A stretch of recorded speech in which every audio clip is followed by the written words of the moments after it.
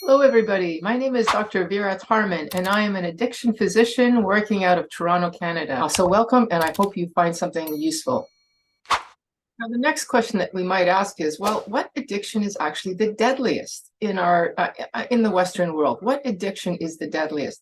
And when I ask this question to my students or members in the audience, oftentimes people will say opiates because of the fentanyl crisis. And there's no question that if we look at the population of basically young adults, anyone up from 15, 16 or younger up to 21, yes, the answer is a resounding yes. Fentanyl opiates is definitely the leading cause of death.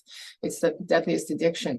But then if we look at the general larger population, well, I've kind of alluded that alcohol was the most prevalent drug, as it were, and causes actually the most expense to society, but that actually is not the deadliest addiction. And I'll just give you a second to guess.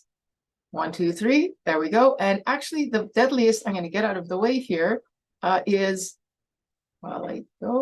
smoking cigarettes, tobacco. And, this is a question that I was asked when I did my ASAM exam, the American Society of Addiction Medicine. We had an exam that we had to do.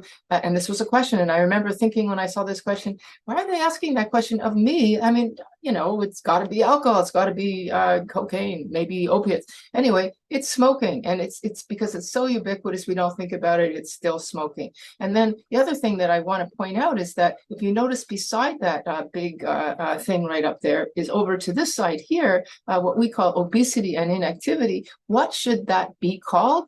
Sugar addiction. Processed food addiction. We don't call it that because we're not willing to acknowledge that those are addictions yet, but the costs are there. They are equivalent to smoking almost. And in fact, a lot of people who talk about food addiction and sugar addiction will say sugar is the new tobacco. We recognize tobacco after much reluctance, many, many years, 20, 30 years in the 80s, 90s, 2000. Now we're willing to say, yes, tobacco is an addiction. We were not willing to say that, or we still aren't with sugar food, except for those of us in the field who are saying, yes, it is. But until we recognize that, we're going to say smoking. And if you look on the rest of the graph, this is an old graph, but it's still fairly accurate. Alcohol is there, but not equivalent to smoking.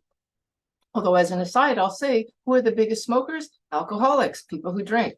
Now, today, probably the drug piece, which is their drug-induced, would be higher because of the fentanyl crisis and the cocaine and the crystal meth crisis. But nevertheless, these are still relatively accurate diagrams or diagram charts.